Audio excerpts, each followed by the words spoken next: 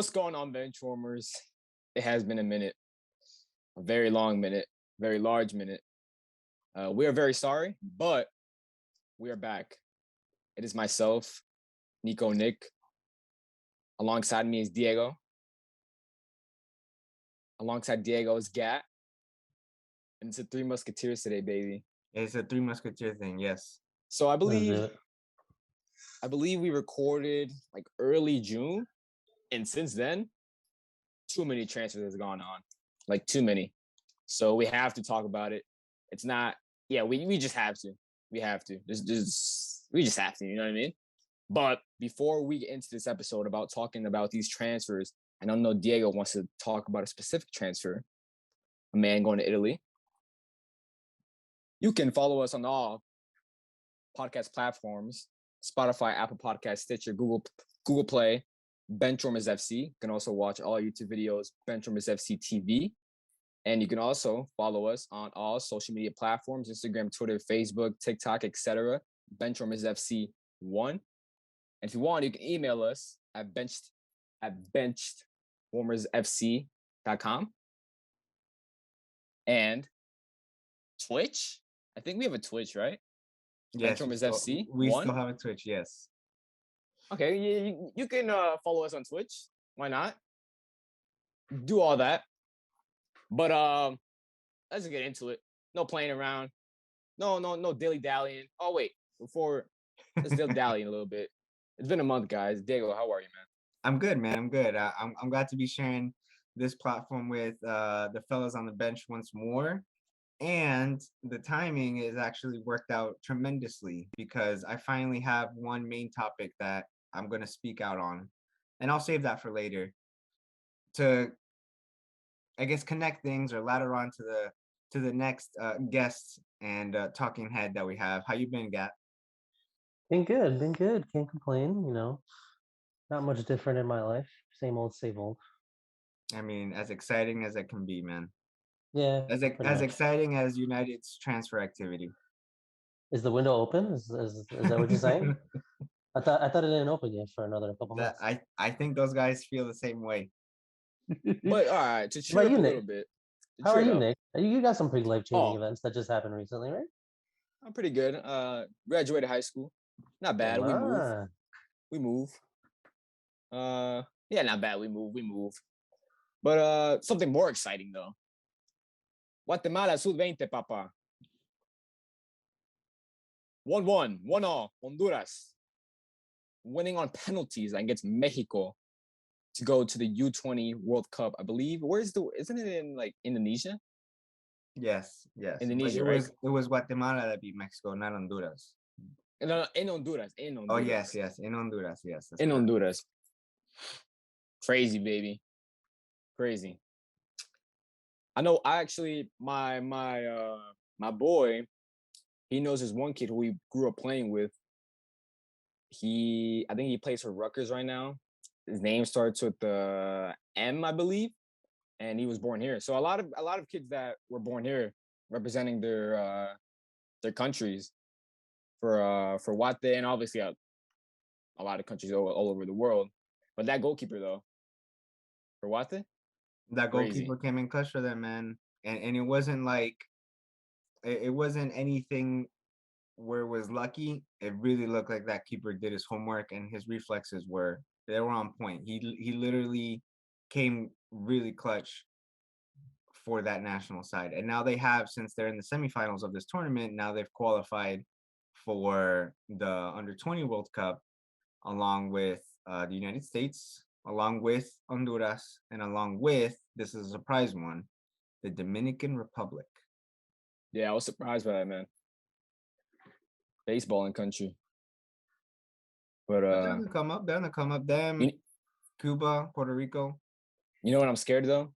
Remember when Norway beat, was it Honduras, but like fucking 30-0, and Holland scored like 9 goals? Imagine like 12 goals or something. Imagine Guatemala goes up against like some new wonder kid,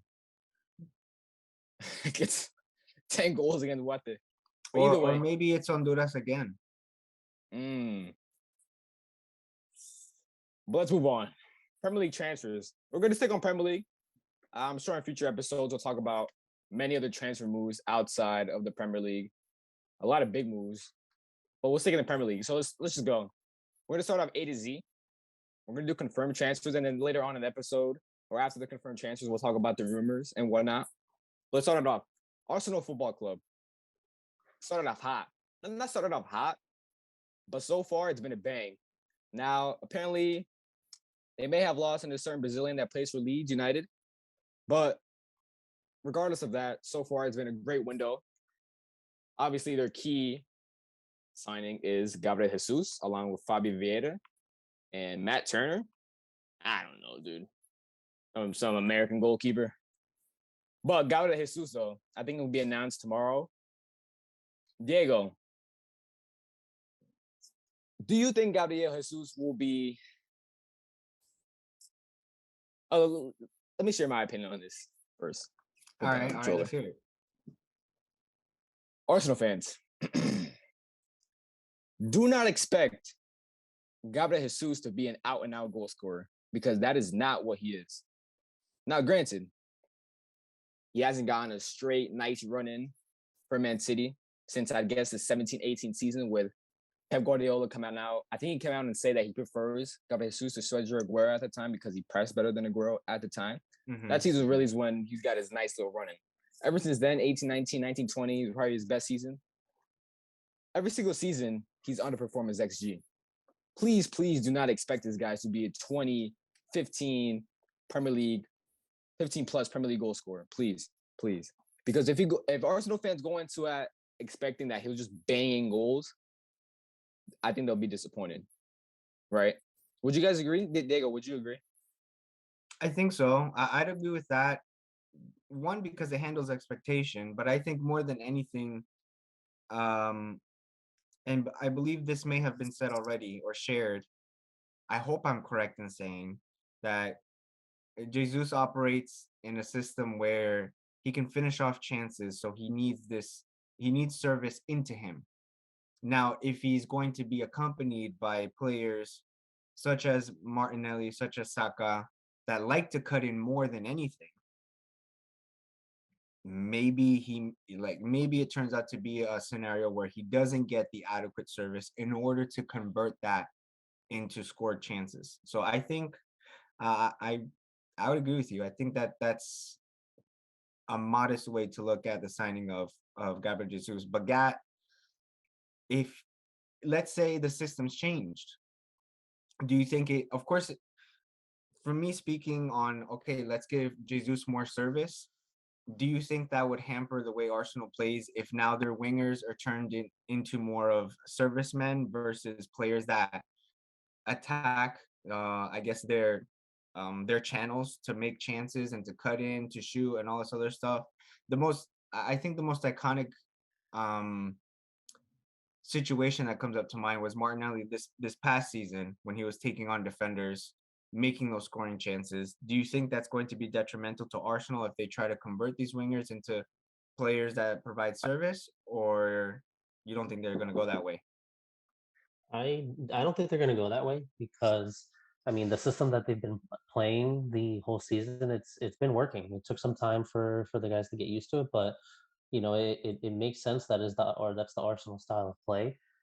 This Jesus transfer I think is going to put a lot more pressure on Odegaard to be the guy that actually gives all the service to Jesus, because like you said, the wingers aren't going to do that. They're going to cut in. They're going to want to get the shots off. Now, granted, Jesus will actually be where he needs to be, so he might be able to get a couple tap-ins. If the ball goes, it lands in his direction. But it's going to put a lot of pressure on Odegaard because now he's going to have to pick and choose where he wants to go. And yes, it's going to offer a lot more chances to open up the play a little bit more. But it has to stay the way it is, and because if they change now, it's going to take a while for Saka and Martinelli to get used to not doing what they've been doing for so long. Yeah, and my point about Gabriel Jesus and his goal scoring, everything apart from his actual goal scoring, finishing, and striking. And I know there's this stat where it's per 90, right? And he's up there amongst the likes of like Thierry Henry, Sergio Aguero, Robin van Persie, Mohamed Salah, where it's all up there.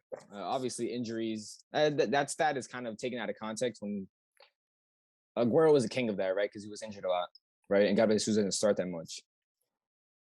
Apart from his finishing and ball striking, everything else he does is absolutely world class. The other day I was thinking about this. Remember that period?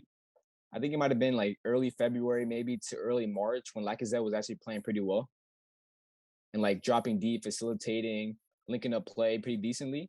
Yeah. And Arsenal were playing pretty well. I remember Watford away.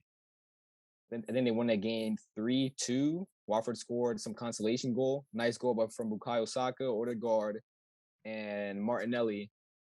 Lacazette was superb that game. I look at that and I look at Gabriel Jesus. Everything that Lacazette was doing in that little time period, Gabriel Jesus can do 100 times better, right? So him dropping in deep, linking up play, elite ball retention, elite dribbling, elite creative space. Everything Lacazette was doing, Gabriel Jesus can do so much better. So the only word for me to Gabriel Jesus is obviously is goal scoring, because like I said, he won't be an out and out number, like he won't be an out and out goal scorer, like per se. It's hard to say now goal scorers in the Prem. You can't say like back in the day, like fucking Van Persie, Nistelrooy. You know what I mean? It's kind of hard nowadays, but either still, an elite signing though. Can cover all front three positions, Martinelli side, Kawasaki side, obviously down the middle. An elite signing, you should make them so much better. They also signed Fabio Vieira from Porto. Competition from Martin Odegaard. Now we'll see if he'll be able to overtake Martin Odegaard. I know when he signed, I knew a tad bit about him. I knew that he was kind of similar to Odegaard, where he like drifting in from the right half space, kind of like a 10/8 hybrid. Elite creativity. I think he had the most assists in Primera Liga this season. That's right. So the only worry about me for Fabio Vieira, the guy looks like a twig. He is so scrawny. He looks like he hasn't eaten in months. I saw this quote tweet, and it was like one body check from Cristian Romero, and this guy's flying out the Emirates. Which, I don't know. But also, I think Fabio Vieira was very cheap as well. Very cheap. If Arsenal were to add on to these two elite good signing, in my opinion, Fabio Vieira, Gabriel Jesus, they may go for another winger. Obviously, Rafinha he kind of looks out the picture. He might go to Chelsea, Barcelona. They might sign Tielemans. So if they're able to add on this, obviously it's superb window. But we'll talk more about Arsenal once the Arsenal guys on a pod get here. That's right. I think that's fair, right? That's fair. Well, let's move on. We're gonna keep going A to Z. Should we talk about Villa? I think the one thing worth talking about Villa is so far the signing of Diego Carlos, and whether there are some expectations to handle for that, because he is relatively still like in his prime age, 29, like those like early 30s for a center back.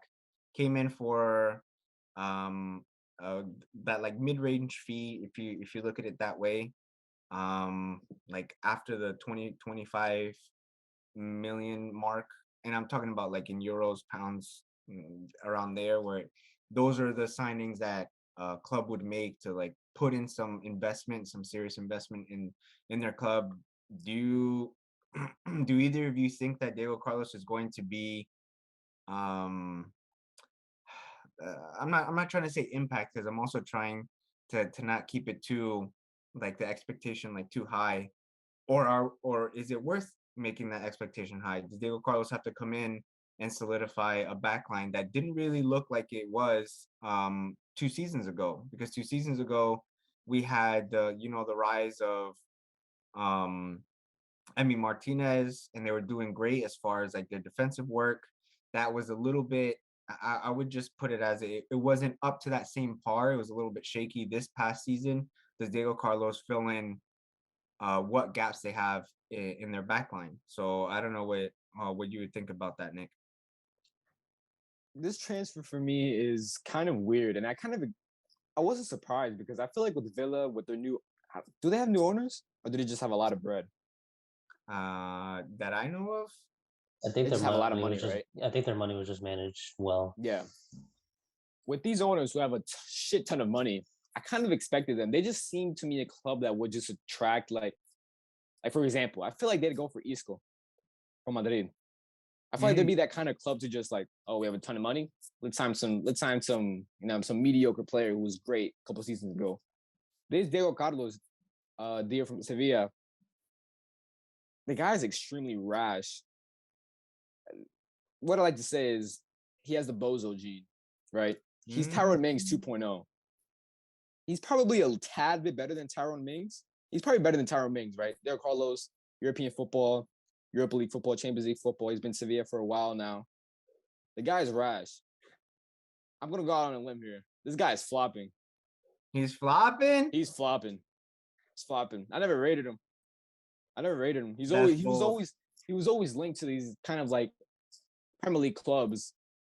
I just never rated him. Guy, what do you think about that? About this flop prediction on June 30th? I can't call him a flop now. It's a prediction. We just have to. Would you go along with that prediction, or would you beg to differ? Like, well, what do you think? I'm very on the fence. I can't lean either way yet. I mean, like Nick said, yeah, he's definitely slightly better than Tyrone Mings. I mean, you're not going to get rid of Tyrone Mings in that lineup, so he's going to pair him. No. Oh my God! If he pairs Tyrone Mings, Villa you're will finish. You're not gonna bench Tyrone Mings. Yeah, he's not that good. He should be nowhere near England. He is not that good. I mean, yeah, I agree, but I don't think Aston Villa are gonna bench him. So I think they're gonna pair him with Tyrone Mings, and that's just gonna be interesting to see. I mean, I think if I had to pick a side, I'm leaning more towards flop, but I'm not. I can't solidify that yet. I have to see him at least. Listen, if Steven Gerrard pairs Diego Carlos with Tyrone Mings, Villa, mark my words, Aston Villa will not finish above 10th place. They will finish 12 to 14th. That center back pairing is disastrous. They signed Coutinho for permanent, right? Yeah. 22 stacks or something like that. What are you guys' thoughts on that? Because he came in January, had a really good start, had a crazy game against United, goal and assist, nice little run, kind of faded towards the end. Obviously, he had the 1 goal against City on the last game week. What are you guys' thoughts on that signing? Because looking right now, he's 30 years old. He's obviously not the same player he was 5 years ago. Diego, what are your thoughts on Coutinho? Is it a good pickup? I think it's a stopgap. I think it's a stopgap where they have someone who's willing and knows maybe the work ethic, if I can describe it that way. Someone who's familiar with Gerrard, and maybe that Gerrard thinks, okay, the way I present things to this player will be easily absorbed, understood, and then duplicated on the pitch, instead of starting from scratch from somebody like completely new to the way he likes to play or his work ethos, whatever you want to call it. I think it's a stopgap where they're like, okay, this guy is someone who fit in with us. Maybe he's someone that Gerrard favorites or prefers, and that he thinks will be able to facilitate the midfield. But I do recognize, and especially from looking at it from a fantasy standpoint and watching his output, what was it, guy? I think it was like near the end where I think they had like a few, like they had like a double game week or 2 double game weeks, and it was like, why would anyone go for Coutinho? He's only scored like twice since his debut with Villa, and then he just completely went dry after that. Now it comes with a little bit of expectation management. He's not going to be putting an assist and a goal like he did against United every game. But to Nick's point, he's definitely older in age. He was definitely minutes managed. I think it was like once or twice, if I remember correctly, that he actually finished a game like to the full 90 minutes. Yeah, he'd be rotated with pulled off. Yeah. He was always pulled off between like the 70 and 80th minute of a match, like 75th. I remember there was a few 78th minute substitutions. And so maybe it was a thing where they're like, okay, can you make it? Can you actually can you actually last long enough? I don't know. I think it's definitely I would rank it, not say definitely, I would rank it as a stopgap signing for Villa. And I don't know. I saw Gat like nodding his head in agreement. I Yeah, don't I know think if it's the same. I think it was a signing that was expected. Just because he did decent with Villa. Yeah, his best games came in like the beginning and at the end of the season. There was a huge middle part where he was just a ghost and did absolutely nothing for the team in terms of output. But it was still to be expected. I mean, yeah, he's not going to finish every single game, but he could easily provide some of that veteran support that team could use, just to kind of rally the troops. And it'll be like Diego said, it's easier to stick with him because he already knows the style more or less, than having to retrain and having to put more effort into Buendia, for example, if you're going to rely on him to be your starter going forward. So it was expected. It's going to be a transition year probably to get Buendia up to speed through Coutinho is how I see it. Um, he just has to work on his consistency.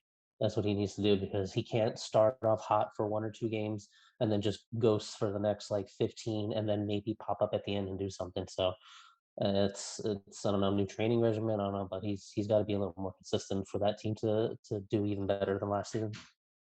Yeah, this upcoming year for Steven Gerrard is going to be very key. I think he has to get European football. I think that's the ultimate goal for the owners. I think with these transfers, these kind of maybe little higher up transfers, you can say, the expectation for Steven Gerrard is going to be to perform. He started off pretty well, came into December. It's not been the best. It's really not been the best. But last point I want to touch on with Villa is this transfer. Boubacar Kamara coming in from Marseille, 6 DM. Absolutely love this signing. Number one, because it's cheap, and it's been a signing that they've been missing for a long, long time. I think they've been playing at Kamba in his six, or Douglas Luiz, who might be on his way out. This midfield three of John McGinn, Boubacar Kamara, and Jacob Ramsey. I love the balance of that midfield three. If Boubacar Kamara can step up, I absolutely love the balance. And if they can keep Carney Chukwuemeka, I'd absolutely love that. That midfield three is just like the ultimate balance of it. You have John McGinn, ultimate engine, Boubacar Kamara screening the back four, and then Jacob Ramsey, who this year has been lights out in the final third. I absolutely love that midfield three. Yeah, and Kamara can easily turn up whenever you need him to. He's not just that defensive minded midfielder where he's just gonna sit back and control the game. If they are controlling the majority of the game, you're going to see him push forward and actually turn up and provide some either some nice shots from outside the box, or some pretty nice balls over the top. It's upsetting, because he was at one point linked to United, or at least there was rumors that we might go for him, and so I mean, good for him. He's getting a nice move, so it'll be fun to see him in the Prem. But yeah, that midfield is gonna be insane to watch and go up against. For sure. Let's move on. Let's move on from Villa. Oh, quick point. Wesley, man. Jeez, what a shame. Coming in from Club Brugge, I believe. He's out on loan. Internacional in Brazil. Guys, what a shame. Jeez, man. Got to feel for him. But we move. Let's go to Brentford.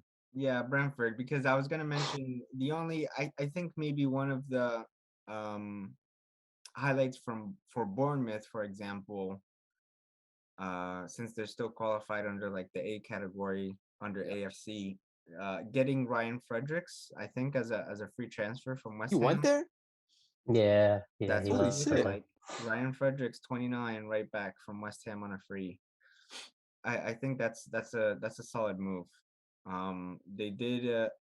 It says here that Gary Cahill was released, unless it's a Yeah.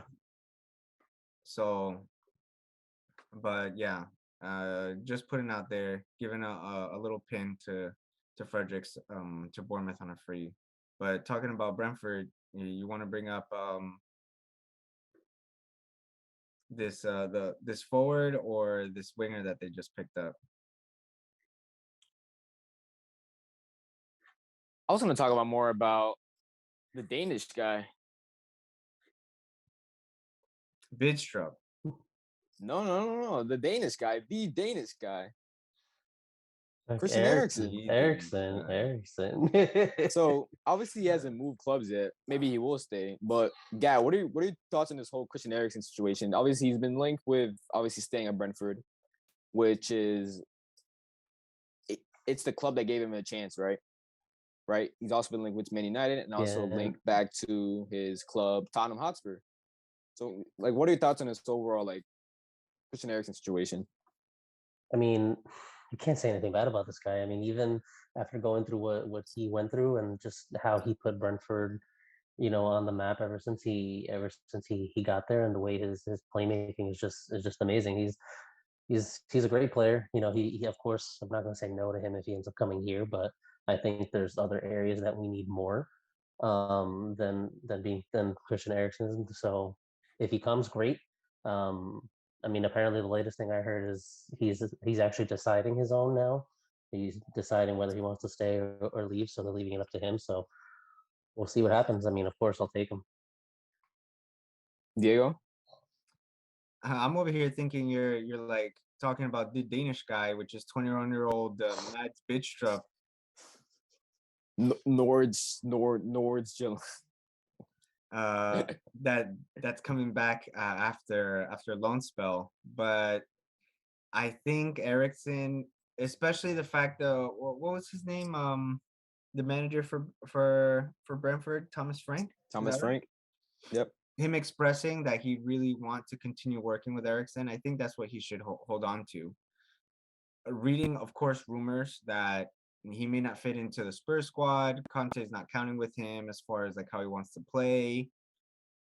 I think the most surefire thing, of course, recognizing that Eriksen is going to make a choice for himself at the end of the day, but looking at it, he's got a spot in Brentford, and then I think he did well. I think he did well enough where people were already trying to negate his effect on providing for those Brentford players. But then again, you got a forward line of what's his face? Ivan Phoney. Ivan Phoney. It's crazy. Respect Ivan Phoney, bro. Ivan Phoney and Mbooty up there. These guys, I mean, here's the thing. Once he came in, they definitely looked like a bigger threat. And so to his point and to his benefit, Christian Eriksen should probably grab that opportunity with both hands and just continue at Brentford. I think they're going to give him the run that he at least deserves as far as having continuous and guaranteed game time. That's all I have to say. If he were to move to Tottenham, it'd be kind of interesting because obviously Conte doesn't play with 3 in midfield. He's currently playing with 2, and Christian Eriksen's never played in the 2. Even when Christian Eriksen was at Inter under Conte, he didn't get that much game time. No. I think at Inter, I actually think Conte played a 3-man midfield. I think it was like Brozovic, Çalhanoğlu, and Arturo Vidal maybe. But yeah, it'd be interesting if Christian Eriksen would move to Tottenham because it'd be, I don't know where he'd fit. Let's go to Brighton real quick. The obvious one is Vis Bissouma out. Now Brighton are an elite club at recruiting down the years, these past recent years, an elite club. Vis Bissouma this is we're gonna see how they cope without him because he's obviously, I think we'd all agree, he's definitely their best player.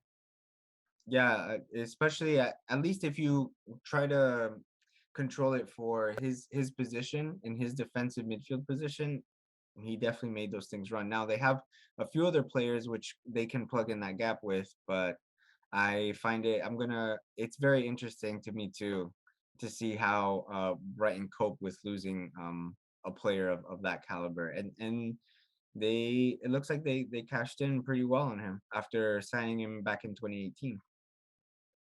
And they still haven't addressed. Oh well, I'm on a transfer market right now. We've all known like Brighton have had a humongous striker center forward issue, right? Yes. Julio and Cisco, I think it's Paraguayo from Libertad, 11 million euros. Could that be their final piece that they've been missing for years? Who knows? I don't think so. Especially, I mean, considering his age, that he's 18, Yeah. I would say I would recognize him as someone. But here's the thing: what you just said, if they actually have this elite recruiting department, I wouldn't be surprised if Enciso ends up being someone for the future that they end up developing into a player that they can get some benefit out of, whether that's on the pitch or financially.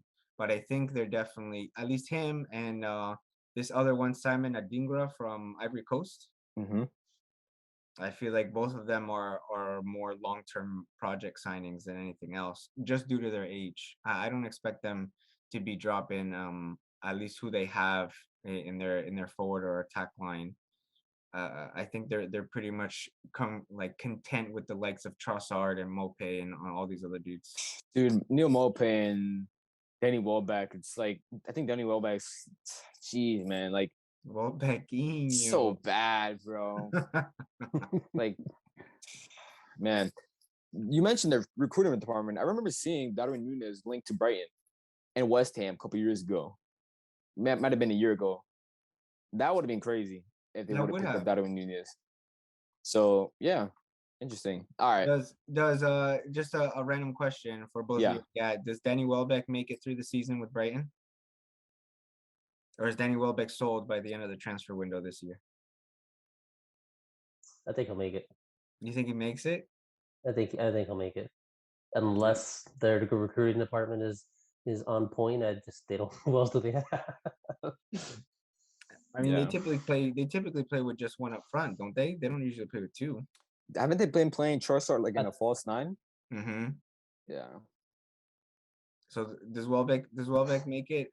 Does he survive the transfer window, Nick, or no? No, he'll leave on a free and on a fee for a fee in January, and they'll pick up a striker. Who? I have no idea. But since we're going alphabetical order, the next club is Chelsea Football Club. Chelsea Football Club, right? Now I want to build it up a little bit. We'll get there. We will get there. We'll get there. But these aren't transfers. They're coming back. Armando Broja from Southampton was out on loan, and Conor Gallagher was out on loan from Crystal Palace. I think both will stay. Apparently, from the reports that I've been reading, from what I've been seeing, they'll stay. I don't know if they'll be moved on next summer, but surely this has to be key, right? Because obviously Conor Gallagher had an amazing season at Crystal Palace this past season. Do you see Conor Gallagher? And I say mostly Conor Gallagher because Armando Broja, as much as he was he's had a decent season, but he had that really short stint where he scored a shit ton of goals or a decent amount of goals and then kind of just faded away. Conor Gallagher was consistent throughout the whole season. Yeah, really Armando Broja definitely overperformed. Yeah, by a big margin, because once everything settled down, he towards the end he barely got into the team. He started for a good chunk of the season, and then next thing you know, he's coming on as a sub. Sometimes not even coming on at all. I mean, I can't see it. He said there are reports that he's also staying.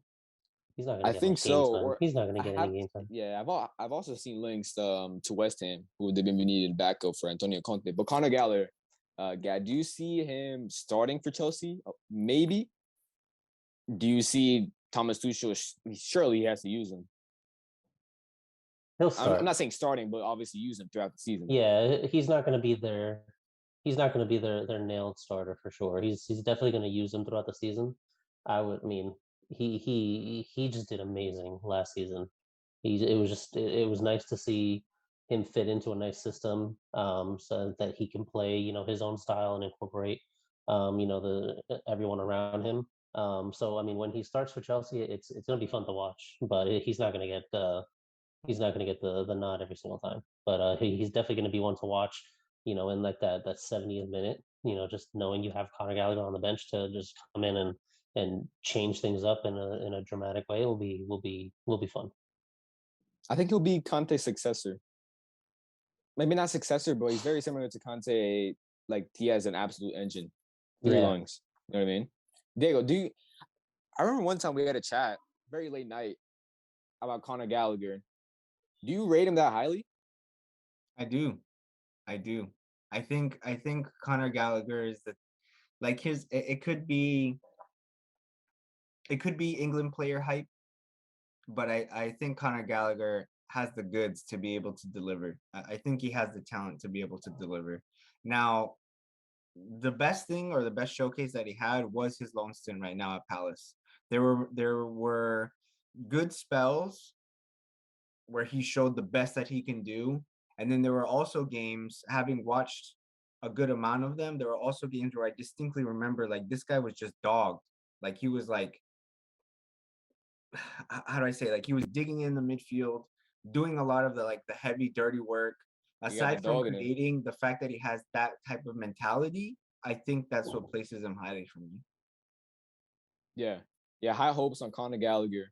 Now, it isn't confirmed, but I think it'll definitely be done. Raheem Sterling, on an absolute bargain, in my opinion. I've always rated Raheem Sterling throughout his career. I know he's been 2018, 2019. I always remember this graphic. I think he was top 2, top 3.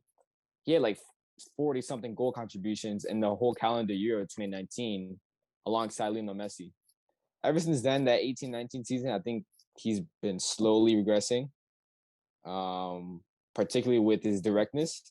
But he's still an elite goal scorer, 4 Premier League titles, proven winner, elite movement, and the guy's he's elite at poaching, right? Diego, I saw you facepalm a little bit. Raheem Sterling. I think it I think it's gonna spoil Chelsea fans even more. And to confirm what you were saying, you're absolutely right. In 2019, his official combined goals and assist stat was 53 contributions. Yeah, that was which, a joke. Which at that point or at that moment in time was more than any other player in Europe, and the headline is more than Messi at the moment. Um, so it looked like Messi. What does it say here? His last game, he scored twice and had 2 more assists. I'm talking about Messi. He ended with 51 for the calendar year, 2 short of Raheem Sterling. So we're talking about the calendar year of 2019. The list of top 5 was Sterling with 53, Messi 51, Lewandowski with 47, and Mbappe with 43. Last one rounding it out, Aguero with 41. I think I don't know. I feel like Sterling is gonna be. I think Sterling is gonna be an asset that Chelsea know how to use. I would understand Sterling as being an addition to the way that Tuchel likes to play. If he can recover that goal scoring form, or at least like that influential form in the squad, I think he's a plus over like someone like Ziyech any day. Yeah, he's a million times better than Ziyech. On Ziyech, real quick, I need to speak about this. ESPN FC. What a terrible podcast you have, guys. So I was listening today. I was bored. I don't know why I was listening to it. I'm subscribed to it at ESPN FC. Uh-oh. But I don't listen to the episode. So I refreshed my podcast saying nothing to listen to. Listen to a football podcast or whatever, right? I'm like maybe 20 minutes into it. Frank LaBeouf, right? They're speaking of it. They had like some woman Spanish reporter talking about Rafinha and Deco and all of that in Barcelona, right? And one of the hosts or whatever asked Frank LaBeouf a question. What are your thoughts on Rafinha? Who do you prefer out of Rafinha and Dembele, right? And Frank LaBeouf was like, well, they have Hakim Ziyech, so I don't know why they'd give Rafinha. This is the thing, right? People act like ex-pros and professional footballers like know everything, right? Like for example, like Ben White, he came out and saying the guy doesn't even watch football. He doesn't watch football. So I think with like these ex-pros, like let's stop acting like all of them know anything. The prime example, go look at Sky Sports. You know what I mean? You see Michael Owen chatting shit, right? Like these, like Michael Owen's a fucking Ballon d'Or winner, under 21. The guy knows fuck all. The guy knows fuck all. Like, oh my god, like these. Oh man, I turned it off. I literally turned it off once I heard that. Like, how can you think Hakim Ziyech? Like, how can you think? Oh, we have Hakim Ziyech. We don't need Rafinha. Like, come on, man. That's it, man. Jeez, man. Oh my god, that pissed me off. how would you rate this on the scale of epic Nico rants, Gat? Where does this rank? This was up there. This was good. Yeah, this is top tier. This was a good Top tier. one. This is top. Yeah, it's Yeah, top. yeah. That I was was just Shit pissed me off, dude. it completely ends any aspirations of being sponsored by ESPN. But Great. I would never want to. Who the fuck wants to live in Bristol? So sorry to anyone listening if you're from Bristol.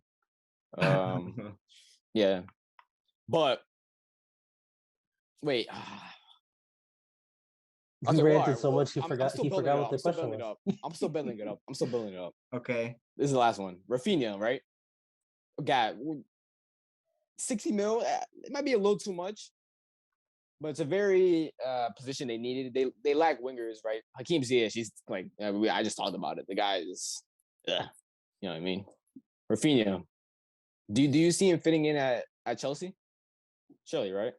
Oh yeah. I mean, Rafinha's he's the kind of player where just the way he plays his own individual efforts, he can quite frankly fit in anywhere, in my opinion. So yeah, absolutely.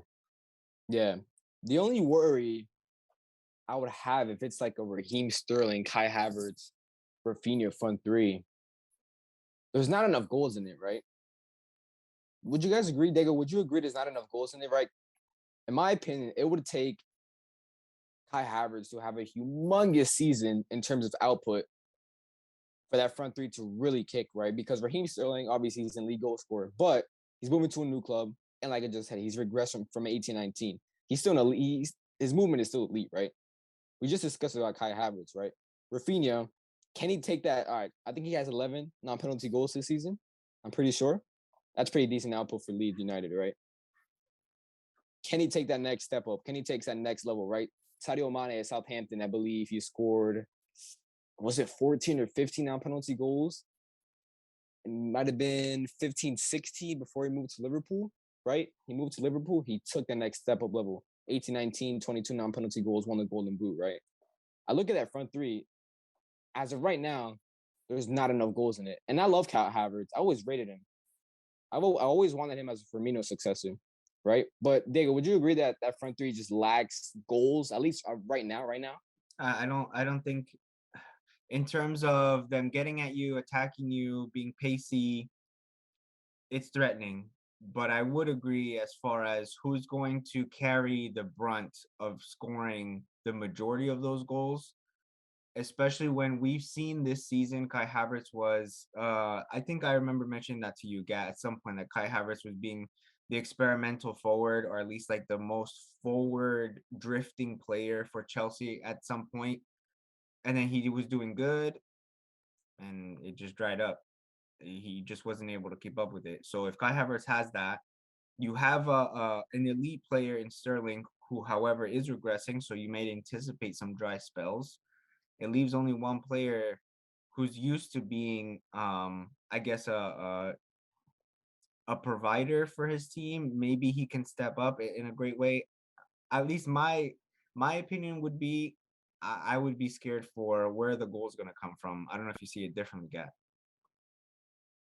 I think there's definitely going to be a lack of goals across that front three if that's how they choose to line up.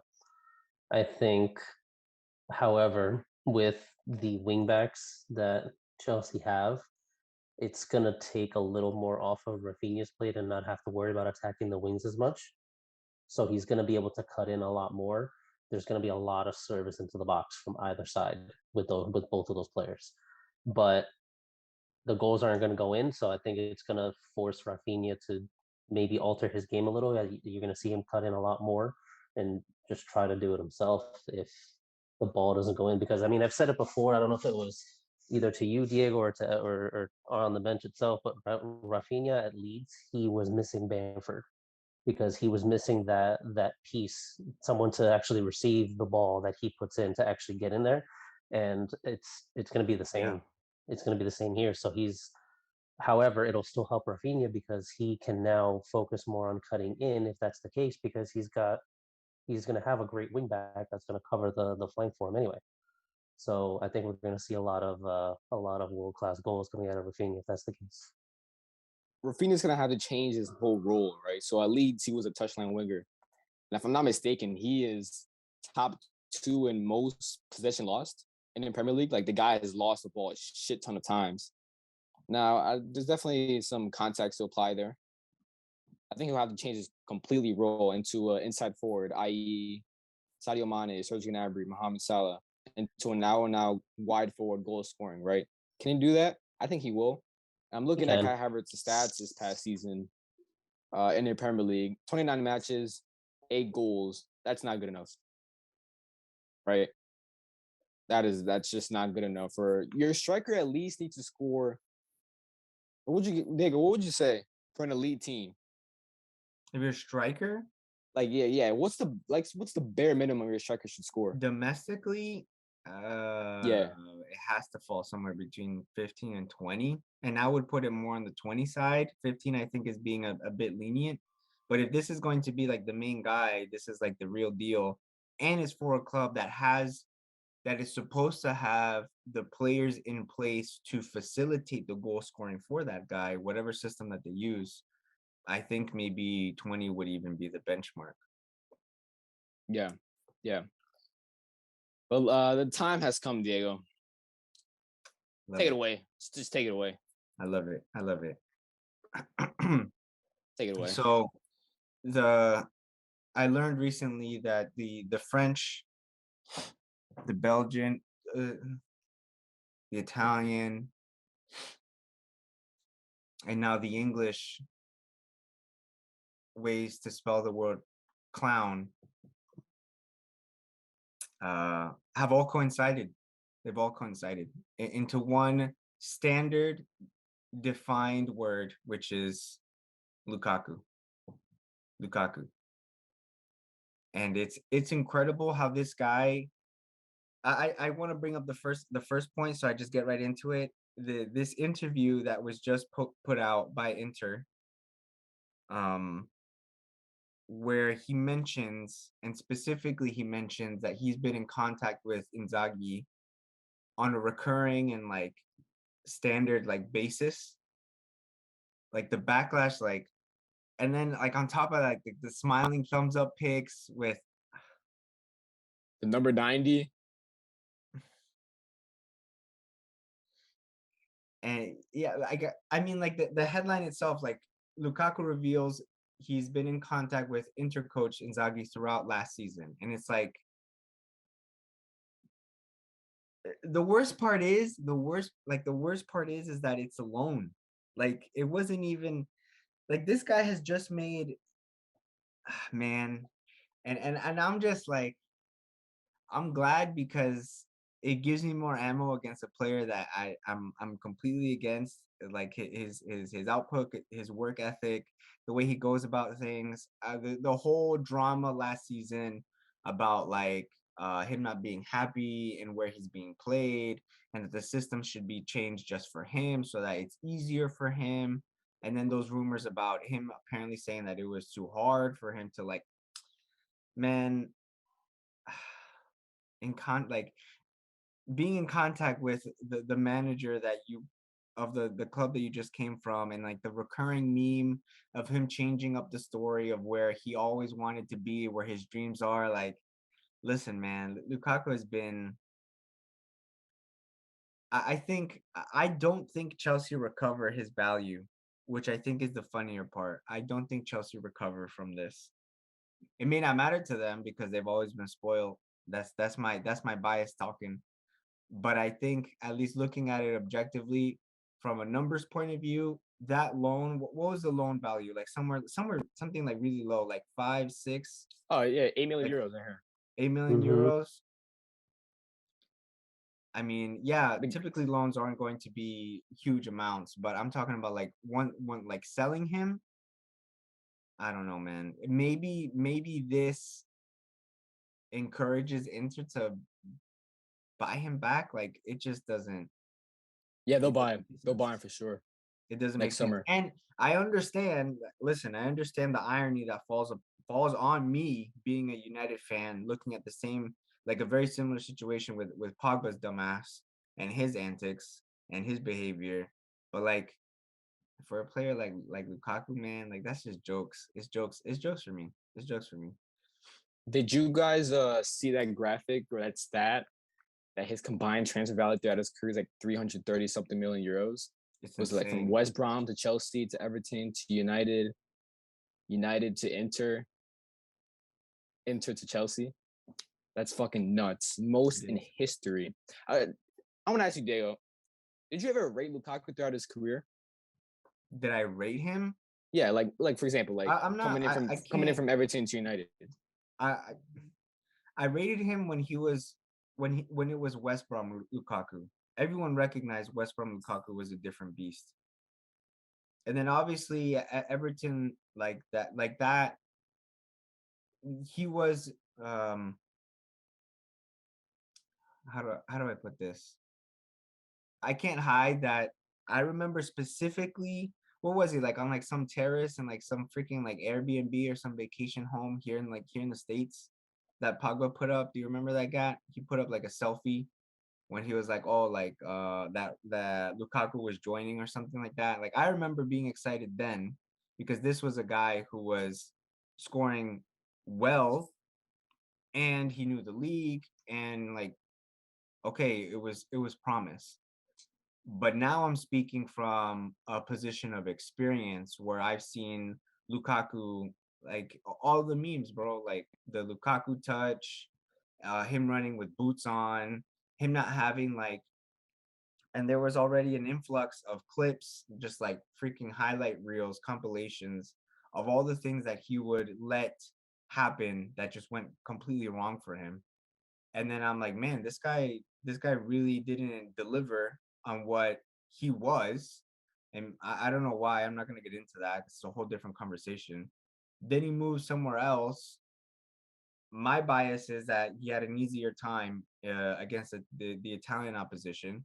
My tinfoil hat moment was that he only did well when it was a certain opposition, like bottom 10, and looking at the goals that he scored while during his interstint, and then coming back to Chelsea, it's like he's just been I don't know, man. I think he's just been someone he's been cashing in on reputation for a while now, and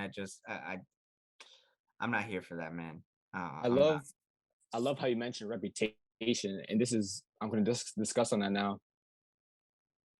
If he fails at Inter, his reputation on his whole career, and people look back on this revisionism, it will be the worst. Like, oh my gosh, like, can you guys imagine the revisionism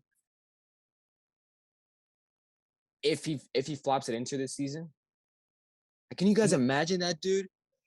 Oh my god. It's such a but like that's the thing. Like I'm excited for that. I mean, because it's vindicating. It's vindicating to be like, yo, Lukaku's trash. Lukaku's actually like, and even Nah, if you you look at won, it bro. from You like won. a You Belgium won. point of view, look at it from a Belgium point of view, and the Belgium being the perpetual like top 10 FIFA ranked side that hasn't won anything. That's a meme in itself. But it's like okay, the international side, and now for his like his club form, it would be vindicating to look at things at the end of like the whole scope, the broader scope, so to speak, that just didn't work out. But that's why I believe he ran back with his tail between his legs back to Inter because he knows it's easy. He understands the I guess like the flow of the league and giving credit to how the Serie A is played, maybe he allows um I don't know, Gat and Nick, would I be wrong in saying that Serie A is a lot more technical in terms of like how it's played, whether it's like slower and maybe tactical, if that's a better word? So here's Lukaku in a league where all of the harder work is being done for him. And now I'm not gonna just like reduce it to tap-ins, but essentially he's gonna take advantage of that. Like bro, I'm just listening to myself. I hate Lukaku. I hate Lukaku. I hate Lukaku. I hate him. I hate him. But I think that's why he's running back to his safe space at Inter, where all of these fans said that they didn't want him anymore, and he's going to use that to his advantage. And I don't know if you see it that way, Gat, or if maybe I did say tinfoil hat time, but that's how I'm looking at it. I think it would be great if he flops, but I think that he went to the one place where he knows, hey, it's impossible for me to do bad in a league like this. because he's just gonna freaking go to Pound Town against teams like Torino and Sassuolo Cagliari, Huh? Cagliari, or this. Yeah, Cagliari. Yeah, exactly. Cagliari and freaking Venezia or whatever. Like, dude, get out of here, man. I Yeah. wear that. I probably wear We that need your badge. take on this too, baby. We need your take on this too, baby.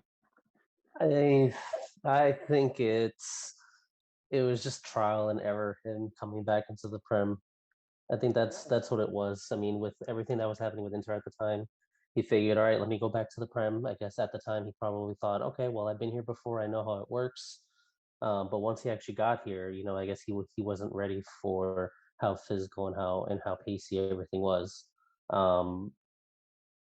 It is funny. It is funny just everything that has happened throughout the season. And I mean, like Diego said, I think at this point it's just a matter of, well, as Lukaku, I need to go somewhere where I know I can do well, because otherwise my reputation is going to take a hit if I stay in the Prem again.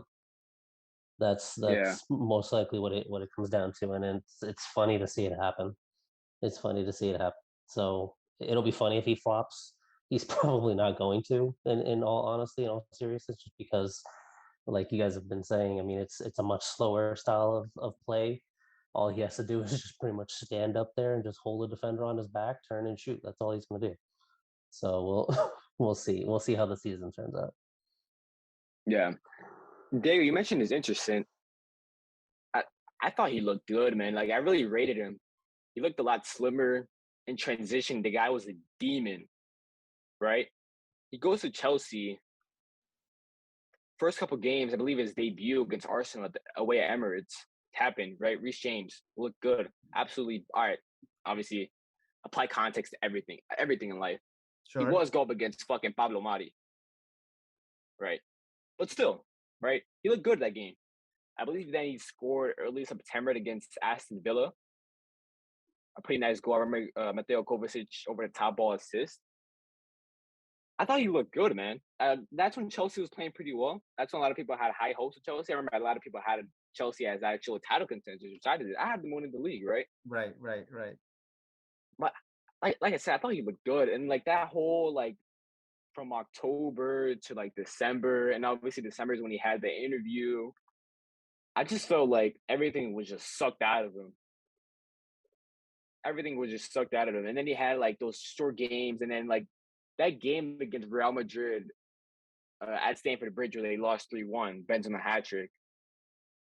I remember Lukaku missed an open header on the other side of the pitch. I remember Karim Benzema scores a hat trick, right? You remember that, right? Lukaku missed an open header, and that wasn't like for me.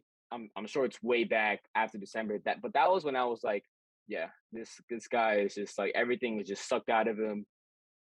It's just like it's been absolutely horrendous, and yeah, the guy's getting loaned out at his age of 29. You know what I mean? It's a real shame because the guy throughout his West Brom, Chelsea early stint, the guy was being brought up as one of the most talented number 9s in the country, and then ever since then, it's just been it's a shame to see because his overall build and profile, I think it's absolutely elite. The guy's an absolute bully, right? But yeah, for me, it's a shame it didn't work out because I personally, I rated him as a player. He was when he was on his shit at Inter, with that little partnership with Lautaro Martinez, I thought he looked really good. Obviously, Antonio Conte coaching, I thought he looked really good. He was actually pretty fun to watch, right? Because in transition, the guy was a threat. But yeah, man, it's Diego. I gotta say, you won, man. You won. You truly well and won. Hey, I want to. I don't want to spend like a whole half hour on Lukaku, but really quick, man.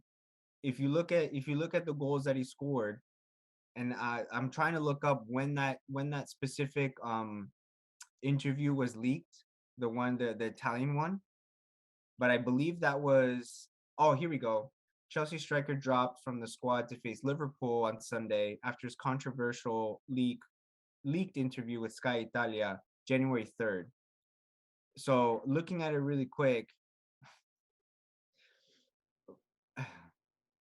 So from January, so he scored against you. He scored a few goals. You were mentioning the beginning of the season. Looking at like start of January, his goals were against Chesterfield in the FA Cup, Al Hilal in the Club World Cup, Palmeiras in the Club World Cup. This is now going into February. All right, I'm running through this pretty quick. Luton Town in the FA Cup, Middlesbrough in the FA Cup, and we're gonna keep going. We're already in April. Afterwards, he gets a goal and a pen against Wolves, a goal against Leeds. That by that time already this is May. This is like late. This is mid-May. At that point, Leeds were already in that relegation scrap, and they were terrible. And then that's how he ends the season. The only goals that he scored in the league, granted, okay, maybe he doesn't get playing time or he was on the bench or whatever, but like I'm looking at consistent like 6-0 standard performances dropped. And then all the teams that he scored against were of course, no offense to those teams, but the caliber, the difficulty, they were shoo-ins for him. They're easy games so that he can stat pad. That's the same thing he's gonna do at Inter. I'm calling it right now. I'm calling it, and that's all we're gonna say about Lukaku because I could hate for the rest of this episode. Yo, Lukaku, pick on kids your own size, bro. All right, last. You going to say something? No, I wasn't.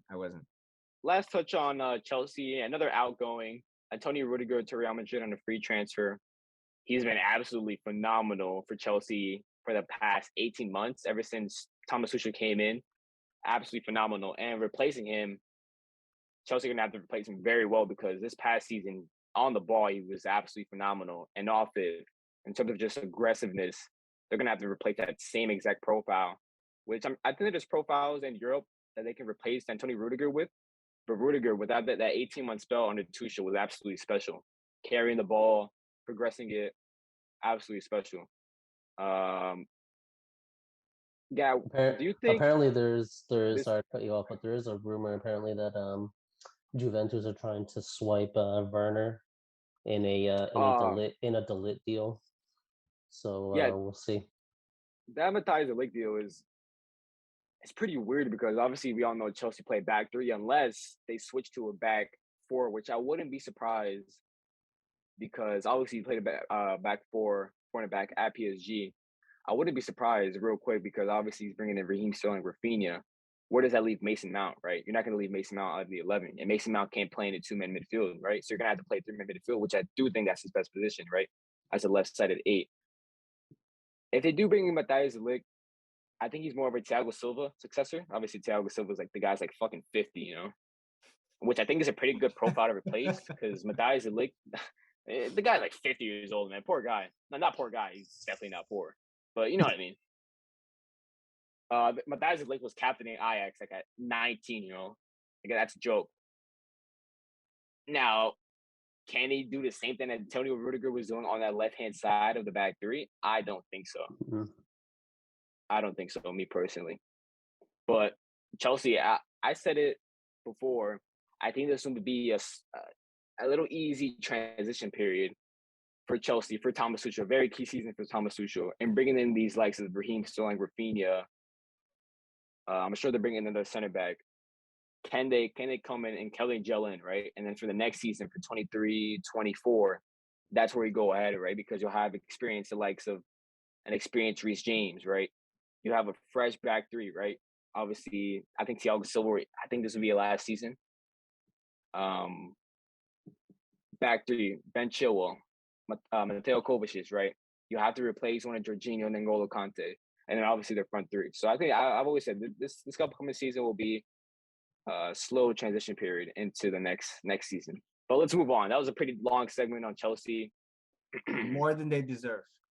Thanks for making it to the end of the episode of Bench Warmers. This is the end of part 1 for Bench Transfer Talk. Catch the next one for the rest of our Premier League transfer review. See you on the next one.